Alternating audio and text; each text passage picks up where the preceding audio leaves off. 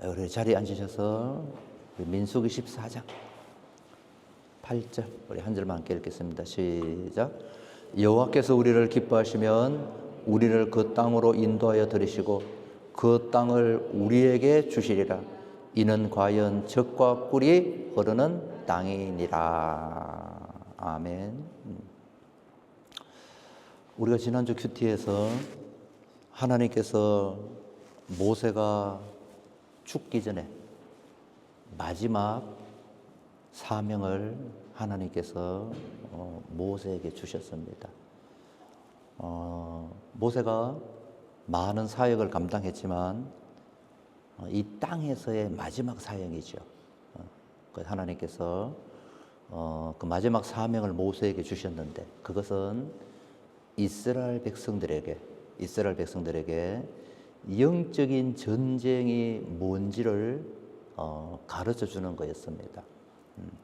모세가 죽고 그 다음에 이제 가나안 땅으로 이스라엘 백성들이 들어가야 되는데 그 가나안 땅을 얻는 것은 무기도 아니고 사람의 수도 아니고 그것은 영적인 전쟁이라는 것을 모세가 마지막 사명을 이스라엘 백성들에게 가르쳐 주는 것을 우리가 지난주에 보았습니다. 우리가 걷는 이 믿음의 길은 때로는 보이는 사람들, 눈에 보이는 사람들, 때로는 눈에 보이는 어떤 환경들, 이것보다도 더 중요한 것은 보이지 않는, 눈에 안 보이거든요. 눈에 보이지 않는 영적인 전쟁이 얼마나 중요한지를 하나님께서 모세에게 가르쳐 주셨던 그 내용들을 우리가 지난주 보았습니다. 보통 세상 사람들은요, 보이는 걸 참 중요시 여깁니다. 가면 갈수록 더 그렇지요, 그죠? 예. 그러나 믿음은 보이는 걸 무시하면 안 되죠. 보이는 것도 중요하지만 더 중요한 보이지 않는 그 영적인 전쟁을 해 나가는 것이 믿음의 삶이라는 것을 우리가 많이 경험합니다. 우리가 지난주 읽었던 성경 구절을 다시 한 번만 그냥 읽어볼까요? 에베소서 6장 12절 시작. 우리의 씨름은 혈과 육을 상대하는 것이 아니요 통치자들과 군세들과 이 어둠의 세상 주관자들과 하늘에 있는 악의 영들을 대함이라. 자, 고린도후서 10장 시작. 우리의 싸우는 무기는 육신에 속한 것이 아니요 오직 어떤 견고한 진도 무너뜨리는 하나님의 능력이라. 모든 이론을 무너뜨리며 하나님 아는 것을 대적하여 높아진 것을 다 무너뜨리고 모든 생각을 사로잡아 그리스도에게 복종하게 하니. 우리가 이제 믿음의 길을 걸으면서 누가 보기 싫어? 왜 그 사람은 그릇밖에 못해? 그렇게 어떤 사람을 향한 불편한 마음이 있다면 이분은 아직 믿음이 뭔지를 모르는 거예요. 우리가 지난주 말씀을 나눈 것처럼 어떤 이유에서든지 사람은 원수가 아닙니다. 사람은 우리가 대적해야 될 영적인 상대가 아니에요. 우리의 대적은 오직 악한 하나님을 대적하는 하나님의 영광을 가로막는 악한 영의 전쟁인 줄로 믿으시기를 바랍니다. 우리 이제 고린도서 10장에 보면 우리의 싸우는 무기는 육신에 속한 것이 아니요. 그럼 이제 우리 지난주 대충 설명을 드렸습니다. 내가 영적인 전쟁을 지금 잘하고 있는가? 내가 지금 믿음의 길을 제대로 가고 있는가? 그것을 점검할 수 있는 내용들이 성경에 많이 나와요. 많이 나오는데 이제 그 중에 하나가 내가 지금 믿음의 길을 제대로 가고 있는가? 그것을 분별할 수 있는 방법이 고린도후서 방금 읽었는 6장 7절에 보면 이렇게 얘기합니다. 하나님 아는 것을 대적하여 높아진 것을 다 무너뜨리고 모든 생각을 사로잡아 그리스도에게 복종하게 하니. 이제 이게 무슨 말인가 하면, 여러분들이 이제 지난주 한 주간 살면서 내가 영적인 전쟁을 이겼나? 아니면 영적인 전쟁을 몰랐다? 그것을 분별할 수 있는 게 있어요.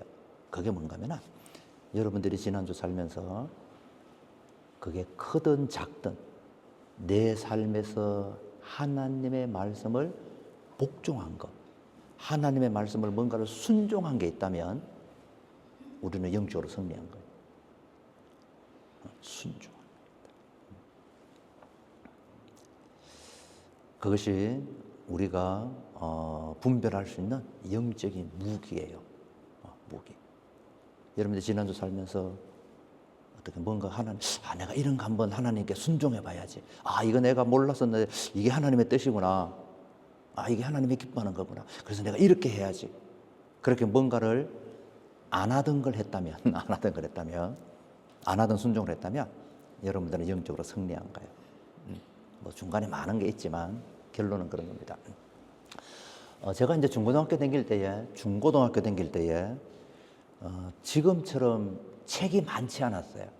지금은 서점, 또 인터넷 얼마나 책이 많습니까? 내가 원하면 다양한 소재를 가지고 책을 읽을 수 있는, 지식을 얻을 수 있는 정말 좋은 시대에 우리는 지금 살고 있잖아요. 정말 좋은 시대에 살고 있는데, 뭐 이제 연세 많은 분들은 더 그렇겠지만 제가 클 때만 해도 책이 그렇게 많지 않았어요. 서점에 가면 막 지금처럼 책이 많지 않아요. 서점 가면 있는 게 대충 뭐예요? 교과서, 참고서, 뭐 그 정도밖에 없었어요. 근데 그럴 때에 가장 우상처럼 존경했던 지성인이 있었는데, 그분이 누군가 하면 김동길 교수였었어요. 그래서 제가 클 때에 중고등학교 때야 그래도 책 조금 본다는 친구들은 대부분 이제 김동길 교수 책을 많이 봤었어요. 그때는 책도 많지 않았고, 어떻든. 그리고 뭐 여자친구를 만난다든가 뭐 미팅에 가면 김동길 교수 책을 가지고 얘기하면 막 이 학생은 엄청 막 지성적인 학생 같아. 어떻든 이제 그런 시절을 제가 살았는데, 그때는 모르고 재미있게 읽었었는데, 제가 이렇게 이제 나이를 들면서 그 참 지혜로운 내용이다. 참 지혜로운 내용이다. 이제 그런 내용의 이야기가 그 김동길 교수님 책 중에 하나 있어요. 지금도 그 책, 그 내용을 생각하면 이 탈무드보다 더 지혜로운 것 같아.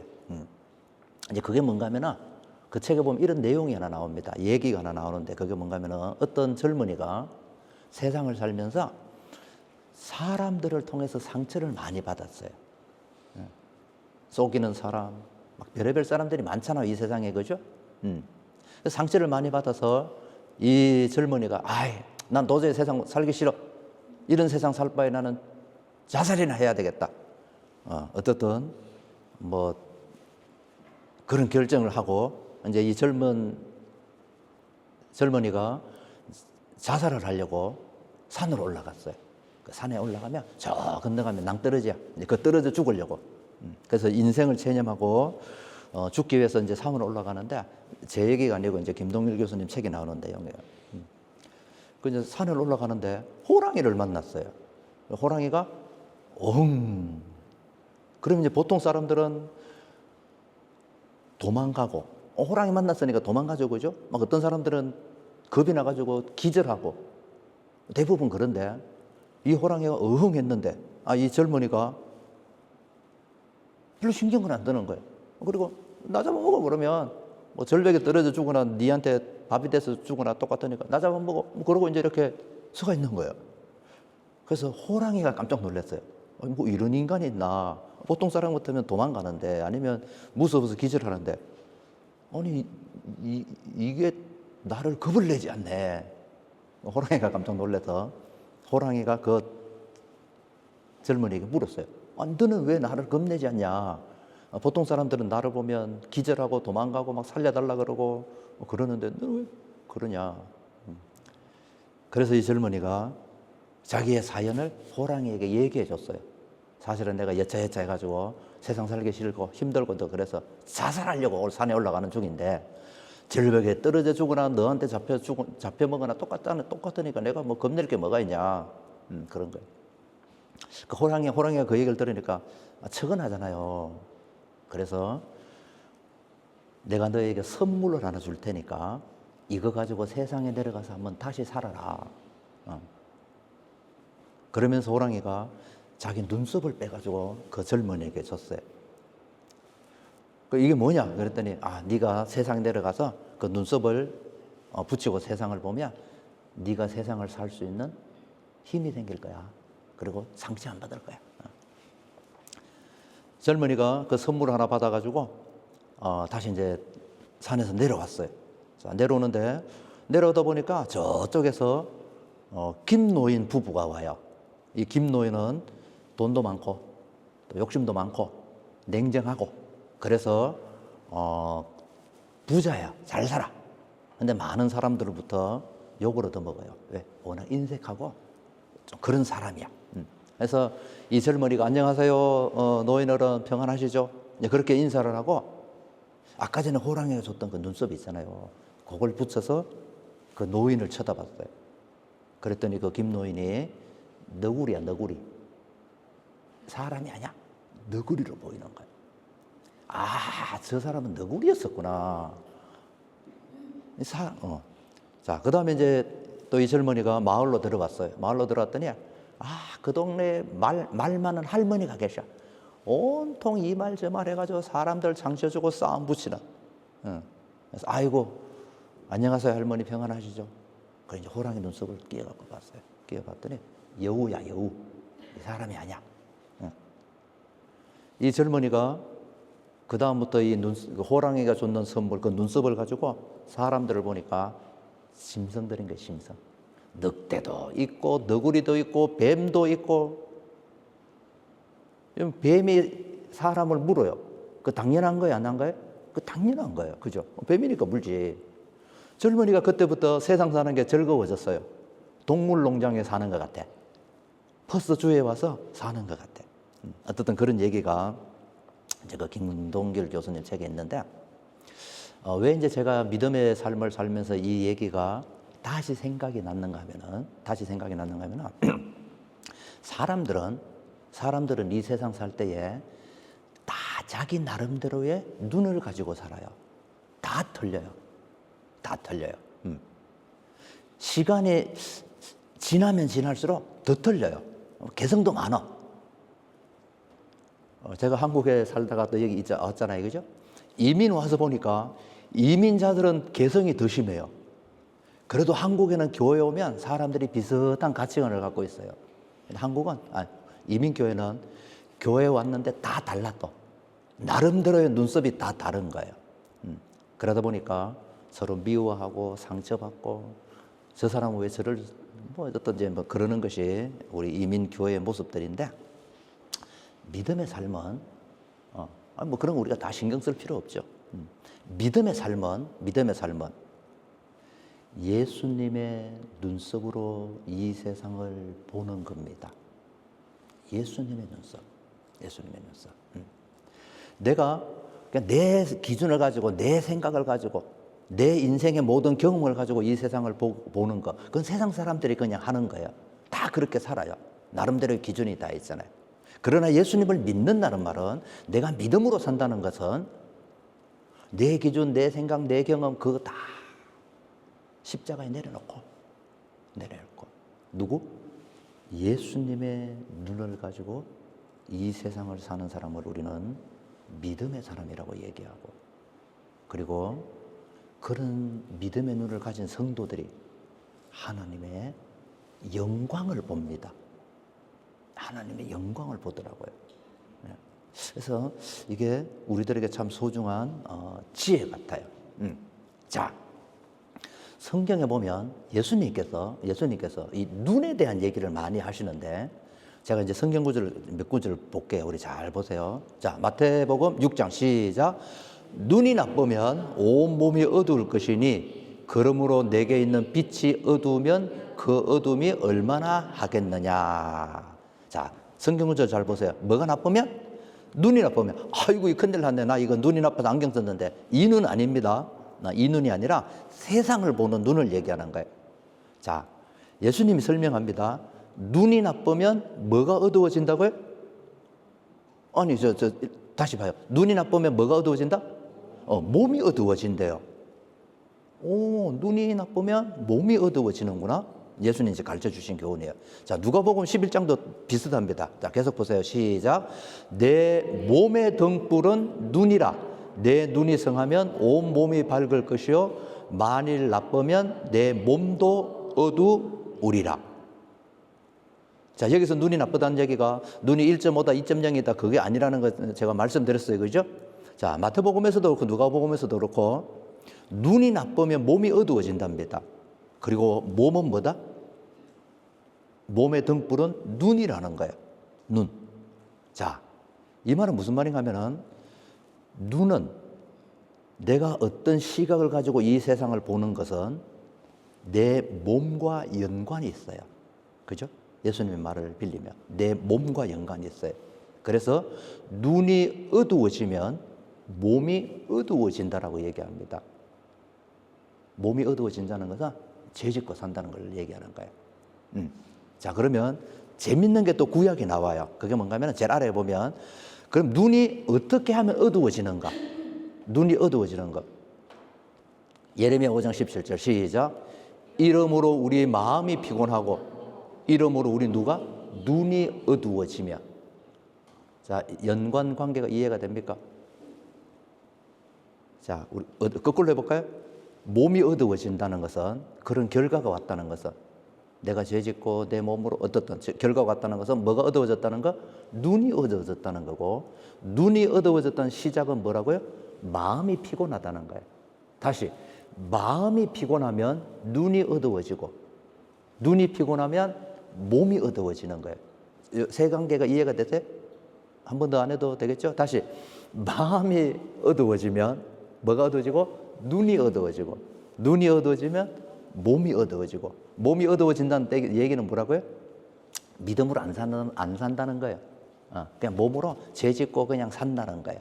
그걸 어두워진다라고 표현하는데 자, 내가 죄짓고 내 몸으로 하나님과 상관없이 사는 그 시작은 어디서부터 시작되는 거예요? 그러면 눈. 어떤 기준으로 갖고 사느냐?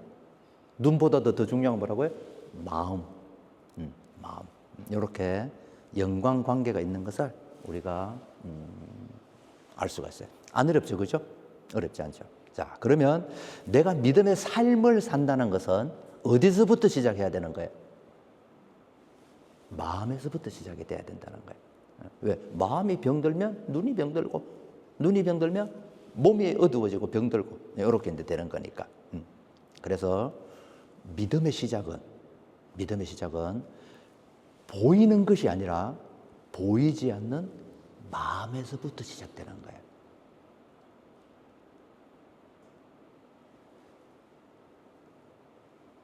제가 이제 이렇게 목회를 하면서 사람들이 많이 속이고 속아요. 자기가 또 속아. 그리고 속여. 그게 뭔가 하면은 몸으로는 교회 와서 막 착한 어떤 교회 봉사 막 해. 몸으로는 뭔가를 하는 것 같아. 근데 뭐는 안 해요? 마음은 더러워. 사람들이 볼 때는 어이구 믿음 좋은 것처럼 보이지. 근데 하나님이 볼 때는 꽝이에요, 꽝. 믿음의 시작은 보이는 몸이 아니라 그거는 마지막이고 더 중요한 것은 뭐예요? 보이지 않는 마음이에요. 우리가 이렇게 예쁘게 옷 입고 여러분들 또 오시기 전에 다 또 머리 세수 다 하고 오셨잖아요, 그죠? 이렇게 깨끗하게 이쁘게 보이잖아요. 또 이렇게 얌전하게 앉아 있으니까 얼마나 예배를 잘 드려요. 우리는 이렇게 보이는 걸 보지만 하나님은 여러분들의 마음을 보셔요. 정말 여러분들이 예배를 사모하는지, 정말 하나님의 은혜에 감사해서 왔는지, 이거 교회 안 오면 또 교통사고 나는 거 아닌가 싶어가지고 겁이 나서 왔는지, 뭐 이유는 다양하겠지만 하나님은 우리의 자, 그래서 믿음은 보이지 않는 마음에서부터 시작되는데, 자, 성경에 보면 이런 사건이 나옵니다. 미스터 가룟유다. 여러분들 이 성경 구절을 많이 봤을 거예요, 그죠? 자, 미스터 가룟유다의 시작 자, 요한복음 13장 2절 시작. 마귀가 벌써 시몬의 아들 가룟 유다의 마음에 예수를 팔려는 생각을 넣었더니, 여러분들 이 사건의 현장이 어딘가 아세요? 가룟 유다가 예수님과 함께 이는 내 떡이요 이는 내 잔이요 성찬하고 마지막 최후의 만찬, 제자들과 함께 예수님과 함께 앉아서 밥 먹고 있는 거예요 지금. 근데 문제는 뭐예요 지금? 겉으로는 아주 뭐 베드로 야고보와 똑같은 진실한 예수님을 사랑하는 사람 같지만 그 마음은 아니었다는 거예요. 아니었다는 거예요. 여러분, 이게 참 무서운 얘기입니다. 우리가 이렇게 그냥 쉽게 이렇게 읽고 지나가지만 이게 남의 일이 아니에요. 우리도 똑같은 거예요. 마귀가 벌써 김아무개의 아들 김아무개 집사의 마음에 예수를 팔려는 생각을 넣었다. 뭐 예수를 팔려는 생각은 안 넣겠지. 뭐 어떻든 뭐 교회를 떠나려고 하는 생각을 넣었다든가, 뭐 누구를 미워하는 생각을 넣었다든가, 이제 그렇게 하는 거예요 사탄이. 우리들에게도 똑같이 그렇게 하는 거예요. 사단이 우리들의 마음에 생각을 넣어줄 때에 우리는 그걸 분별을 못합니다. 많은 경우 분별을 못해요. 그래서 여러분들 죄 중에 무지한 것도 죄인 줄 아십니까?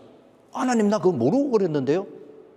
야 성경에 벌써 다 얘기했고 목사님이 그 설교 지금 수십 번 했는데 나 그거 몰랐어요. 그래서 죄인 줄 몰랐어요.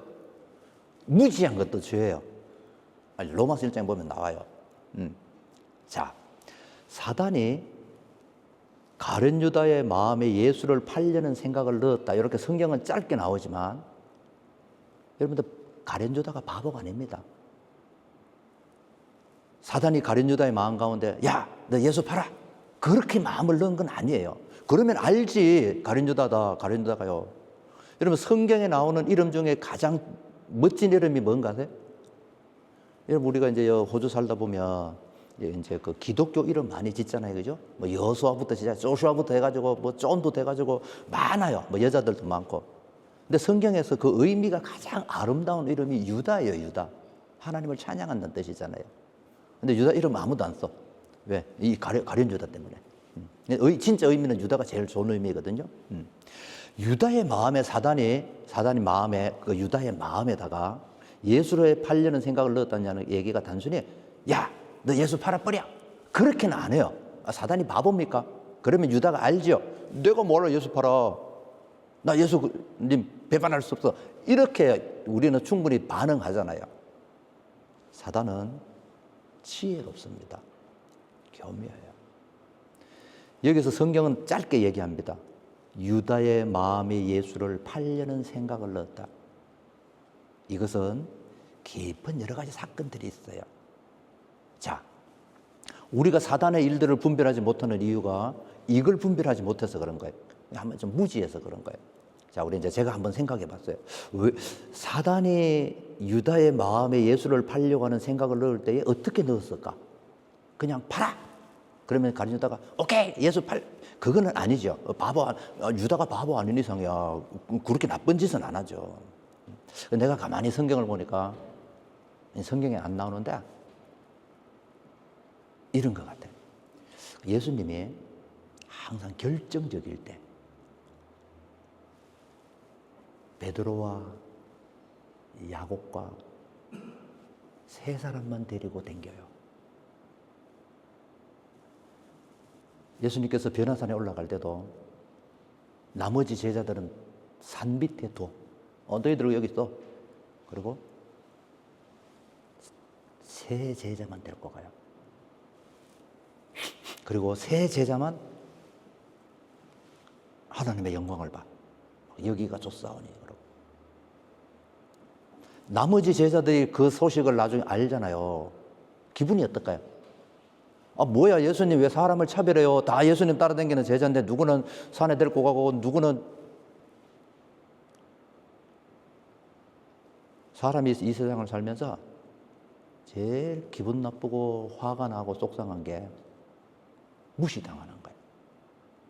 나는 이렇게 예수님 따라다니느라고 열심히 냈는데 돈 관리도 내가 다 했는데 그 복잡한 돈 관리 내가 다 했는데 왜 하나님 나를 무시하는 거예요? 왜 나 안 데리고 간 거예요? 이런 억하심정, 그런 것도 있었을 것 같아요. 가룟 유다가. 가룟 유다의 원래 전직은 예수님을 따르기 전에 우리가 이제 그 교회사를 보면 요즘 우리 얘기로 쉽게 얘기하면 독립운동가입니다. 그래서 가룟 유다의 그 마음 가운데는 막 조국을 사랑하는 그 열정이 있었어요. 근데 어느 날 예수님께서 나라를 좀 회복시키고 그랬으면 좋겠는데, 그럴 거라고 생각하고 열심히 따라다녔는데 차별대우하죠. 어느 날 난 죽어야 돼, 난 죽어야 돼. 뭐야, 당신이 메시아라면 이 나라를 구해야지, 왜 죽어, 왜 죽어. 그런 억하심정. 그리고 또 하나는 가룟 유다가 나중에 예수님이 왕이 되면 그 국방부 장관까지는 아니더라도 어디 차관 자리 하나 자기가 얻을 거라는 그런 기대가 있었어요. 자기 욕심이죠, 그죠? 근데 예수님은 죽는데, 고난받는데 3년 동안 열심히 따라다닌 게 뭐예요? 물거품이 되는 거예요. 그러니까 화가 나요, 안 나요? 에이, 어떻다. 그래서 우리가 성경을 가만히 보면 가룟 유다에게 이 사단이 예수님을 팔려고 하는 생각을 넣었을 때에 단순히 예수 팔아, 그게 아니라 충분히 가룟 유다가 그것을 이해하고, 그래, 이래서 내가 예수를 밖에 없는, 그렇게 생각할 수밖에 없는 그런 이유들이 많이 있어요. 왜 제가 이제 이 얘기를 이렇게 길게 장황하게 드리는가 하면은, 우리가 이제 믿음의 길을 걸을 때에 내가 저 사람을 미워하는 이유가 있어요. 저 사람이 그랬으니까 내가 싫어하지. 저 사람이 저 정도, 어떻든 여러 가지 이유가 있어요. 왜 없겠어요? 사단이 우리들의 마음 가운데도 똑같거든요. 너 저 사람 미워해? 그렇게는 얘기하잖아요. 그럼 우리가 알죠. 바보 아닌 이상이야. 그러나 여러 가지 합당한 이유들이 있는 거예요. 그래서 우리는 속는 거야. 사랑하는 성도 여러분, 언제 예수님이 우리를 사랑할 때에, 언제 우리를 사랑할 때에 합당한 이유를 가지고 우리를 사랑한 거 아니잖아요. 무조건 사랑하시고, 무조건 용서하시고, 조건 없이 우리를 받아주시고. 그래서 우리가 뭐가 필요한 거예요? 예수님의 눈이 필요한 거예요. 그것이 믿음의 삶인 줄로 믿으시기를 바랍니다. 그래서 마음을 지키는 게 쉽지 않다라고 제가 얘기를 드리는 거예요. 예수님의 눈을 안 가지면 사람들이 썩어 넘어가는 거예요. 우리가 잘 알잖아요. 예수님의 그 유명한 설교 가운데 하나가 그 천국 비유, 그 씨앗 비유, 그죠? 자, 그 중에 하나가 뭐가 나와요? 길가에 떨어진 씨앗. 자, 농부가 씨를 뿌리는데 그 길가에 떨어졌어요. 누가 와서 먹었어요? 새들이 와서 다 먹어버렸어요. 자, 이것을 예수님께서 해석을 해 주십니다. 그게 무슨 얘기냐? 자, 같이 한번 읽어볼까요? 시작. 길가에 떨어진 씨는 사람들이 말씀을 듣기는 하였으나 그들이 듣고 구원받지 못하도록 마귀가 와서 그 말씀을 빼앗아가는 것을 가리킨다. 누가복음 8장. 길가에 떨어진 씨앗은 사람들이 뭐를? 설교도 듣고 말씀을 듣긴 들었어요. 이게 세상 사람은 아니잖아요. 자, 그런데 그 말씀이 구원으로 나가지 못해요. 왜? 그들이 믿고 구원받지 못한다. 왜? 마귀가 와서 그 말씀을 뺏어가는 거예요. 길가에 떨어진 씨앗을 새가 다 주워 먹는 것처럼. 여러분들이 이렇게 설교를 듣고 이제 점심을 먹고 집에 돌아가실 때에 오늘 무슨 설교 들었는지 아무 생각이 안 나. 그러면 여러분들이 기억력이 떨어져서 이제 오메가3를 좀 많이 먹어야 되겠다. 그게 아니라는 거예요. 여러분들이 말씀에 대한 기억이 없고 그 말씀을 내가 붙들고 순종하려고 의지가 없는 것은, 소리는 들려. 근데 남는 게 아무것도 없어. 이것은 내가 머리가 나빠서 그런가 보다, 나이가 들어서 그런가 보다. 그건 아니라는 거예요. 누가? 마귀가. 그 말씀이 내 마음에, 그 말씀이 내 생각에, 그 말씀이 내 삶에 적용되도록 내버려 두지 않는 거예요. 이게 영적인 전쟁이라는 거예요. 그래서 믿음은 뭐예요? 보이지 않는 마음에서부터 시작이 되는 거예요. 마음에서부터. 우리가 마음을 잘 지키면 좋은데 잘 지켜요, 못 지켜요? 잘 못 지켜요. 이게 마음 지키는 게 쉽지 않아요. 저도 목사고 예수님 만난 지 오래됐지만 이 참 마음을 지킨다는 게 절대 쉽지 않습니다. 그래서 웨슬레 목사님은 이것을 이렇게 설명을 해줘요.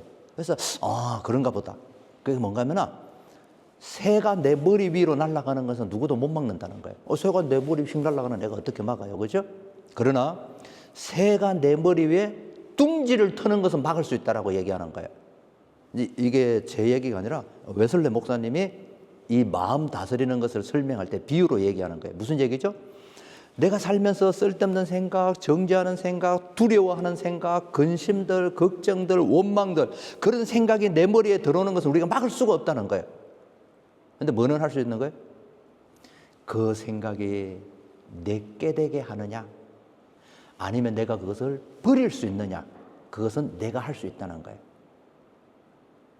어떤 생각이 지나가는 것은 어떻게 할 수 없지만 말씀과 기도로 그 생각을 이기는 것, 그래서 마음을 지키는 것, 그것은 우리가 할 수 있다는 거예요. 문제는 뭐예요? 안 하려고 하니까 그런 거예요. 여러분, 오늘 설교 앞에서 뒤에 거 다 잊어버려도 돼요. 근데 요거 하나는 기억하셔요. 다 잊어버리고 요것만 기억하셔요. 여러분들이 어떤 생각을 했을 때에 그게 여러분들 거라고 생각하지 마세요.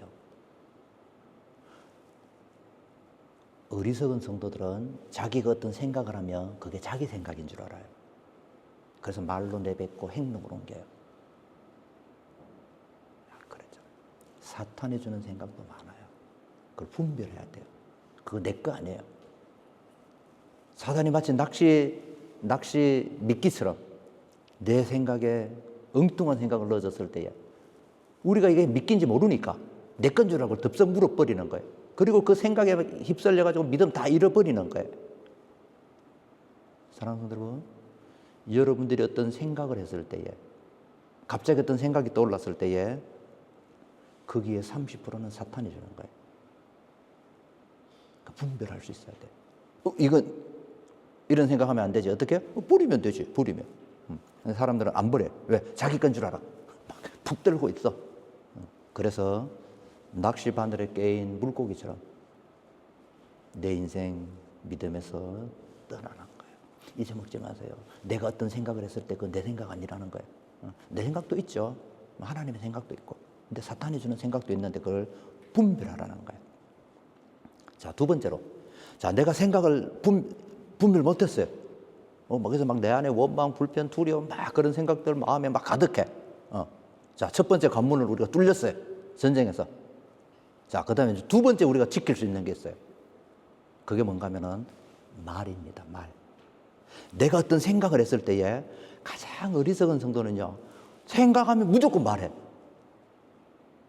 그래서 문제를 일으키고 사람들에게 상처를 주고 분쟁을 일으키고, 그건 어리석은 거고요. 자, 내가 생각을 못 다스렸어. 그래서 두렵고 어떻든 왔어. 두 번째 할 수 있는 게 뭐예요? 말을 조심하면 돼요. 내가 어떤 생각을 하더라도 말 안 하면 생각이 없어져요. 근데 말해버리면 그 생각이 내게 되는 거예요. 어렵진 않죠, 그죠? 그래서 성경은 이런 구절이 무지무지하게 많습니다. 에베소서 5장 1절 시작.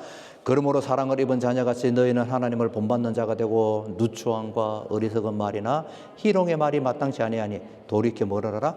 감사하는 말을 하라. 자, 내 마음, 내 생각을 못 지켰어요. 이게 쉽지 않다 그랬어요. 자, 그럴 때는 뭐를 지켜야 돼요? 두 번째는 말을 지켜야 되는 거예요. 입술을 지켜야 되는 거예요. 원망, 불평 아니라 감사하는 말을 하라. 기도도 똑같잖아요. 빌립보서 시작. 아무것도 염려하지 말고 오직 모든 일에 기도와 간구로 너희 구할 것을 뭐하러? 감사함으로 하나님께 하라라.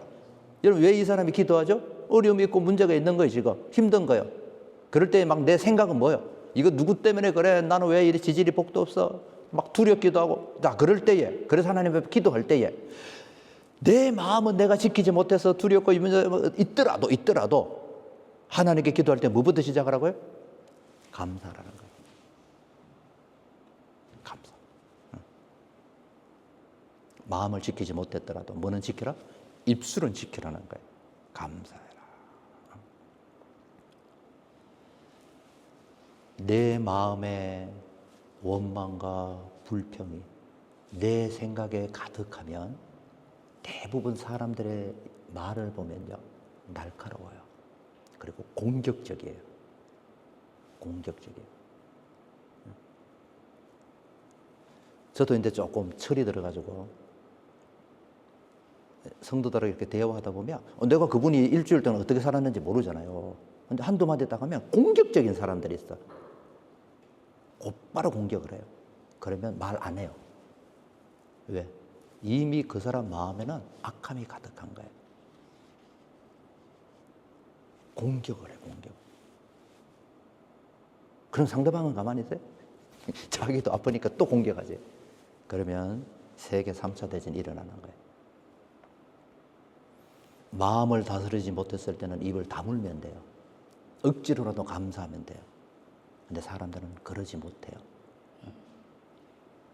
여러분들 그렇잖아요, 그죠? 마음이 불편하고 막 염려가 가득하고 두려움이 있으면요, 사람들하고 대화하면 아이고 그랬었군요, 아이고 좋은 일이네요, 아이고 얼마나 좋겠어요, 이렇게 대답 안 해요. 공격을 해요, 남을. 왜? 자기가 아프니까, 자기가 힘드니까, 자기 마음에 있는 것이 그렇게 말로 표현이 되는 거예요. 성경은 뭐예요? 그러지 말고 감사하는 말을 해라. 감사하는 말을 해라.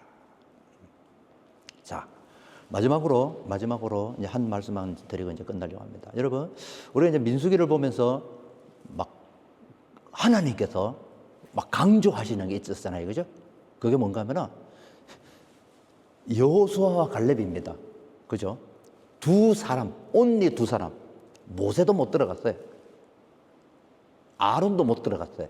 그런데 온리 두 사람, 여호수아와 갈렙 두 사람만이 가나안 땅에 들어갑니다. 그죠? 우리가 마지막 인구조사할 때도 그렇고 하나님께서 그 얼마나 강조합니까? 여호수아와 갈렙은 들어가고 나머지는 아무도 못 들어가고.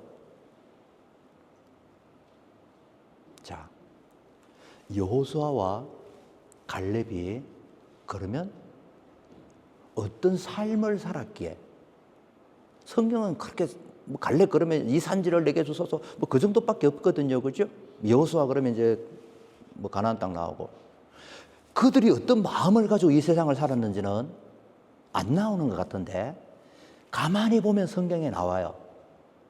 왜 하나님께서 그 수십만 명의 사람들 가운데서 여호수아 갈렙 그 두 사람을 계속 찍으면서 너희들 둘만 가나안 땅에 들어가, 왜 그것을 강조하시는가? 그 이유가 있어요, 성경에요. 그 성경을 가만히 보면 나오거든요. 그것을 우리가 한번 보려고 합니다. 우리가 큐티한 내용 중에 민수기 14장에 보면 우리가 그 유명한 가데스 바냐 사건이 나오죠, 그죠? 12명의 정탐꾼이 40일 동안 가나안 땅을 정탐하고 돌아와서 이제 보고하는 내용이 나오는데, 제가 이제 성경을 읽어 드릴게요. 우리 큐티한 거니까 그냥 들으세요. 제가 읽을게요. 온 회중이 소리를 높여 부르짖으며 백성이 밤새도록 통곡하였더라. 이스라엘 자손이 다 모세와 아론을 원망하며 온 회중이 그들에게 이르되 우리가 애굽 땅에서 죽었거나 그 광야에서 죽었으면 좋았을 것을 어찌하여 여호와가 우리를 그 땅으로 인도하여 칼에 쓰러지게 하려 하려는가? 우리 처자가 사로잡히리니 애굽으로 돌아가는 것이 낫지 아니하랴. 이에 서로 말하되 우리가 한 지휘관을 세우고 애굽으로 돌아가자 하매 모세와 아론이 이스라엘 자손의 온 회중 앞에서 엎드른지라. 그 땅을 탐지한 자 중 눈의 아들 여호수아와 여분네의 아들 갈렙이 자기들의 옷을 찢고 이스라엘 자손의 온 회중에게 말하여 이르되 우리가 두루 다니며 정탐한 땅은 심히 아름다운 땅이라. 자, 8절 같이 읽어봐요. 시작. 여호와께서 우리를 기뻐하시면 우리를 그 땅으로 인도하여 들이시고 그 땅을 우리에게 주시리라. 이는 과연 젖과 꿀이 흐르는 땅이니라. 자, 요거 우리가 이제 큐티한 내용인데, 자, 여러분 우리 이제 상황을 잘 생각을 해봐요. 자, 상황을 생각해봐요. 자, 이스라엘 백성들이 애굽을 나와서 가데스 바냐에 있고 12명의 정탐꾼이 가나안 땅에 갔다가 와서 보고를 합니다. 그죠? 12명의 사람이 있고 앞에 서가 있고, 그다음 옆에 누가 있고? 모세 서 있고 아론도 서 있고, 그다음 그 앞에 누가 서 있고? 600만 명의 사람들이 서가 있는 거예요. 그리고 막 눈이 반짝반짝반짝해. 왜? 야, 대체 가나안 땅이 어떤 땅인가? 초롱초롱한 눈빛으로 쳐다보고 있는 거예요. 자, 지금 상황을 한번 생각해 보세요. 자, 자, 그럴 때 10명의 정탐꾼들이 뭐라고 보고하죠? 우리는 다 죽었다. 우리는 그 사람들 앞에 메뚜기 같다. 그 사람들은 막 그러니까 그 이스라엘 사람들이 어떡하죠? 옷을 찢으면서 하나님이 우리를 애굽에 내두지 광야에서 죽이려고 이 땅 여기 데리고 왔냐 막 그러면 이제 막 난리가 난 거예요. 난리. 이런 그 분위기가 어때요? 굉장히 험악합니다. 여기에 안 나왔지만 욕하는 사람들 있었을 거예요. 이 모세 아무개 막 그러고 막 그러면서 막 지금 갑자기 그 수십만 명의 사람들이 아수라장이 됐어요. 막 시끄럽고 욕하고 그 짱돌 던지는 사람도 있었을 거예요, 그죠? 에이 모세 이나. 자, 상황이 이해가 되세요 지금? 굉장히 지금 막 혼란스럽고 다급하잖아요. 자, 그럴 때에 여호수아와 갈렙 두 사람이 딱 나옵니다. 그거 잘못 나오면요 돌 맞아 죽어요. 근데 담대하게 딱 나와서 얘기하는 거예요. 길지 않았어요. 얘기하니까 어떻게 되죠? 그래 이스라엘 백성들이 막 또 열받아서 돌 던지고 난리가 난 거예요. 자, 그런 다급하고 위급한 상황에서 여호수아와 갈렙이 고백하는 내용이 나와요. 그게 뭔가 하면은 여호와께서 우리를 뭐하면 기뻐하시면 우리를 그 땅으로 인도하실 것이다. 뭐 안악 자손 무기가 이렇고 그게 아니라 하나님이 우리를 기뻐하시면 우리를 그 땅으로 인도할 거야. 이 얘기를 가난 이스라엘 사람들이 들었어요? 못 들었어요? 듣고도 성질 내는 거예요. 막 듣고도 돌 던지고 난리가. 뭐 그러다 결국은 이제 가나안 땅에 아니 광야에서 다 죽었지만. 자, 여러분 우리가 이제 이 고백을 왜 생각하는가 하면은 왜 하나님께서 우리가 민수기를 보면 틈만 나면 여호수아와 갈렙 막 너무 이뻐하셔. 이유가 뭘까? 이유가 뭘까? 저는 여호수아와 갈렙이 평소에 어떻게 살았는가의 모습이 이 고백이라고 생각합니다. 그 다급하고 그 중요하고 그 어떻든 그 살벌한 분위기에서 뭐가 나와요? 거짓말하고 뭔가를 꾸미고 그럴 상황이 아니잖아요. 그럴 때에 자기 안에 있는 게 나오는 거야. 그게 뭐예요? 여호수아와 갈렙은 평소에 마음을 지키고 생각을 지키고 눈을 어둡게 하지 않아서 몸을 지키고 입술을 지키고 그리고 그의 모든 삶을 통해서 그가 늘 소망하며 살았던 것이 있었어요. 그게 뭐예요? 어떻게 하면 내가 하나님을 기쁘게 할까? 어떻게 하면 내가 하나님을 기쁘게 할까? 그 고백이 가장 다급한 이 시간에 나오는 거예요. 여러분, 우리는 아까 말씀드린 것처럼 생각을 지켜요? 못 지켜요? 못 지켜요.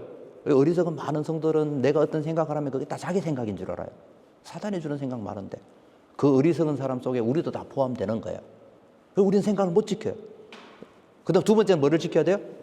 입술을 지켜야 되는 거예요. 감사해야 돼. 근데 감사도 못 해. 어번 얘기하고 남 얘기하고 그러다가 싸움 붙이고 사람들 상처 주고. 자, 생각도 입술도. 세 번째는 뭐예요? 몸. 행동으로 또 어먼짓 하는 거예요. 우리는 이럴 수밖에 없어요. 그러나 방법이 있어요. 그것은 뭐예요? 내가 어떻게 하면 하나님을 기쁘게 할까? 그런 마음을 품고 내가 어떻게 하면 하나님을 기쁘게 할까? 그런 생각을 가지고 내가 어떻게 하면 하나님을 기쁘게 할까? 그런 말을 하고 그 말을 쫓아서 내가 산다면 우리는 영적으로 승리하는 거예요. 그래서 가나안 땅에 들어가는 거예요. 저는 우리 오늘의 선교교회 식구들이 이 여호수아와 갈렙이 누렸던 영광을 누리기를 원합니다. 여러분들은 별로 안 원하시는 건데 다시 저는 우리 오늘의 선교교회 식구들이 여호수아와 갈렙이 누렸던 영광을 누리기를 원합니다. 빨리 끝나고 밥 먹으러 갑시다 같은데 다 끝났어요. 그 전에 우리가 해야 될 게 뭐예요? 그를 통해서 뭘 배워야 돼요? 마음을, 생각을, 입술을, 내 행동을 지킬 수 있는 영적인 전쟁에서 승리하는 방법은요, 내가 어떻게 하면 하나님을 기쁘게 할까? 그 소원이 여러분들의 마음에, 여러분들의 생각에, 여러분들의 입술에, 더 나아가서 어디에? 여러분들의 행동 가운데 가득하기를 바랍니다. 기도합니다. 자, 사람들마다 생각이 다 다릅니다. 뭐가 중요하고 중요하지 않은지 사람들마다 기준도 다 다르고요. 우리는 나름대로의 호랑이 눈썹을 가지고 이 세상을 바라보며 살아갑니다. 그러나 믿음은 예수님의 눈썹을, 예수님의 눈을 가지고 이 세상을 사는 거지요. 저는 우리 온누리 선교회 식구들이 여호수아와 갈렙이 가졌던 그 믿음의 지혜를 배우기를 원합니다. 염려할 거 많지요, 그렇죠? 고민해야 되고 두려워해야 되고 때로는 뭐 어떻든 그런 것들이 많지만 우리 마음 가운데 어떻게 하면 하나님을 기쁘게 할까? 이 소원을 가지고 살았던 여호수아와 갈렙, 그들이 우리의 믿음의 지혜가 되기를 원합니다. 우리 함께 기도합니다. 하나님 아버지 감사합니다. 또 우리는 우리 나름대로 여러 가지 기준과 가치를 가지고 이 세상을 바라보고 삽니다. 하나님, 그래서 때로는 환경 때문에, 때로는 사람들 때문에 힘들어하고 좌절할 때도 많고 원망할 때도 많지만 하나님, 여호수아와 갈렙처럼 어떻게 하면 내가 하나님의 기쁨을 쫓아 살까? 그 마음을 가지고, 그 생각을 가지고, 그 입술의 고백을 가지고 또 그 행동으로 살아가는 우리 온누리 선교교회 식구들 되게 하여 주시옵소서. 가나안 땅은 아무나 들어가지 못합니다. 믿음을 가진 자만이, 영적으로 승리한 사람들만이 들어갈 수 있는 그 영광이 우리 온누리 선교교회 식구들의 축복이 되게 하여 주시옵소서. 예수님 이름으로 기도합니다. 아멘. 이제는 우리 주 예수 그리스도의 은혜와 하나님 아버지의 무한하신 사랑과 성령의 교통하심과 충만하심이 하나님의 영광 가운데 이 땅에 살다가 하나님의 영광으로 하나님의 영원한 나라를 소망하며 준비하는 우리 사랑하는 성도들 그 모든 인생의 여정 가운데 이제부터 영원히 함께하기를 주님의 이름으로 축원을 드립니다. 아멘.